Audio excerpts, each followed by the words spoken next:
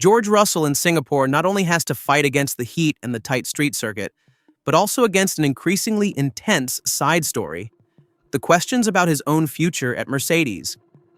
At Thursday's press conference, the Briton visibly lost his patience. In response to repeated questions about the status of his contract extension, he reacted with a mixture of irony and irritated undertone. How many more questions about this? You just keep going. It was a moment that made it clear how tense the situation around his future with the Silver Arrows is. Officially, the starting position is actually clear.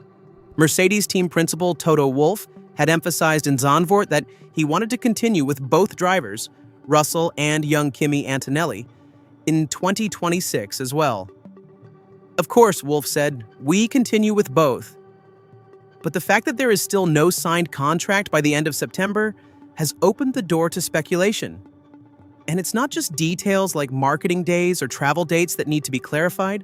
Rather, the question is whether Mercedes is strategically and deliberately hesitating because a completely different name is emerging on the horizon: Max Verstappen. Because while Russell has repeatedly shown solid but not outstanding performances in recent months, Verstappen has staged a small resurrection with Red Bull. 2 consecutive victories in Monza and Baku have heated up the rumor mill again. Insiders suspect that Mercedes absolutely wants to keep an option open for 2027, should Verstappen actually make the jump from Milton Keynes. And this is exactly where Russell's uncertainty begins. Allegedly, he would like a multi-year contract with security and predictability, while Mercedes is only offering a 1+1 deal, i.e. 1 year with an option. For Russell, a clear sign that he is not being given full confidence. Yet the Briton himself emphasizes that he is by no means a tough negotiator. Rather, it's about fairness, about a package that makes sense for both sides. Every time you renew a contract, it's the most important of your career, he explained. It must be done with care, but there is no reason to worry. But his body language in Singapore told a different story. Irritated, defensive, curt, that's not how you normally know Russell. The fact that he shows himself so exposed could be an indication that behind the scenes, there is a harder struggle than Wolff portrays externally. Added to this is the money factor. According to former world champion Nico Rosberg, Russell not only wants fewer sponsor obligations, but also a salary adjustment. The fact that Mercedes doesn't want to grant him this easily shows how carefully the team is planning. The Silver Arrows are still a top team, but have been without a title chance for years. A star like Verstappen could be seen in this equation as a long-term savior. This would de facto relegate Russell to a transitional solution, a role he doesn't want to accept. In this context, it is also repeatedly pointed out how complex the situation is for Mercedes. On the one hand, the team needs stability.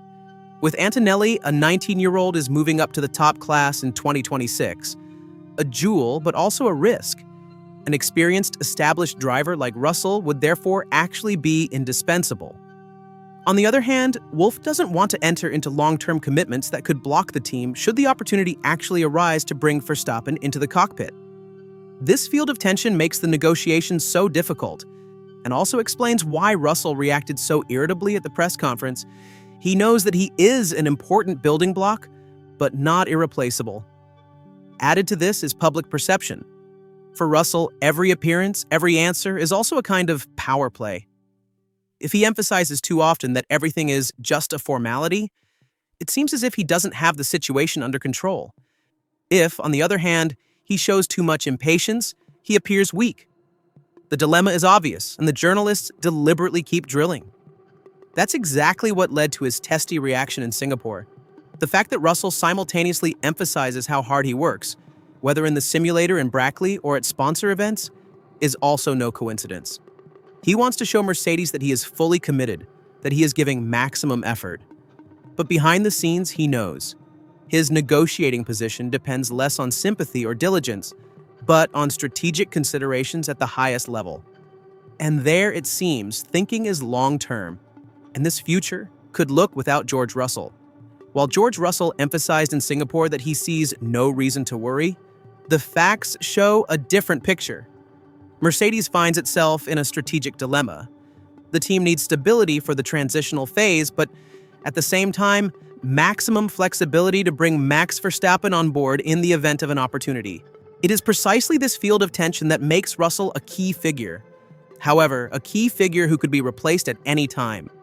Because one thing is clear, Verstappen, despite a difficult start to the season, has impressively proven that he is still the benchmark in Formula One. With the victories in Monza and Baku, he showed that Red Bull has made the RB21 competitive again, and that he himself is still able to dominate a field. For Mercedes, which has been chasing its own aspirations for years, a driver like Verstappen would be a game changer. No sponsor, no board of directors, and no engineer would ignore this option. And that's exactly why the rumors about a deliberately short contract duration for Russell are so dangerous for the Briton. They present him publicly as a transitional solution.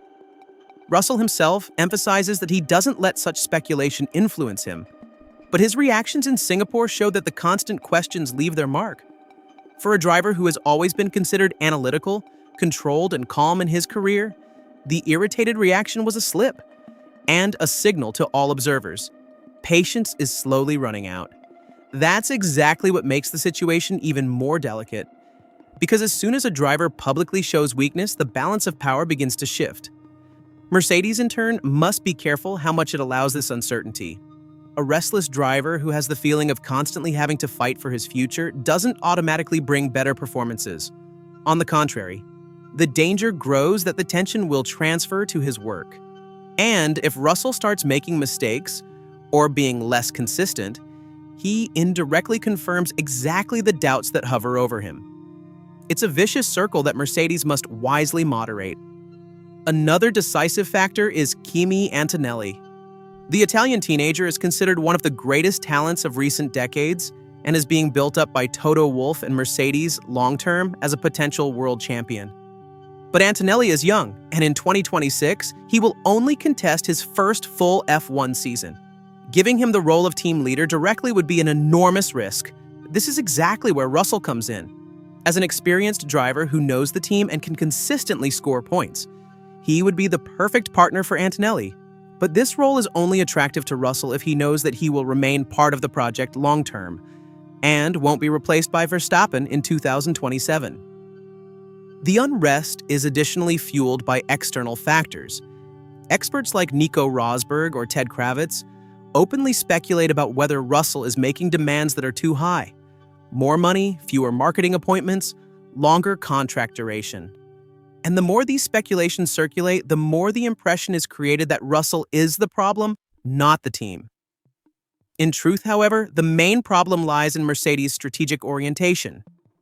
The Silver Arrow Racing team is in a transitional phase between past and future. On the one hand, there is the aspiration to win titles again immediately. On the other hand, they don't want to lose the long-term opportunity to go into the future with a superstar like Verstappen. For Russell, this means he must deliver in the coming weeks and months. Every mistake, every weak session, every missed podium could be used as an argument against him. At the same time, he knows that even consistent top 5 finishes might not be enough if Verstappen were really available. It's the hardest form of pressure, being good enough to seem indispensable and at the same time hoping that Formula One's biggest personnel issue doesn't suddenly become reality. Added to this is a psychological aspect. Russell is no longer a rookie, but a 4-time Grand Prix winner. He has enough experience to know that every contract negotiation is also a power game. The longer these negotiations drag on, the more he loses control of the interpretation. Mercedes controls the narrative, and the press picks up on exactly that. The result? A driver who should actually be presented as the future anchor of the team suddenly finds himself in the space as a potential sacrificial pawn. For Toto Wolff, all of this is a balancing act. On the one hand, he wants to keep Russell because he brings stability. On the other hand, he can't close doors should Verstappen really show interest. In the end, it comes down to a hard reality. In Formula One, loyalties don't count, only results and prospects. Russell must prove that he is more than a placeholder, that he is not just a safe choice for the transition, but the one who can lead Mercedes back to titles. But the question remains, does Mercedes really believe that? Or is the team just waiting for the chance to swap a four-time world champion for a potential all-time giant?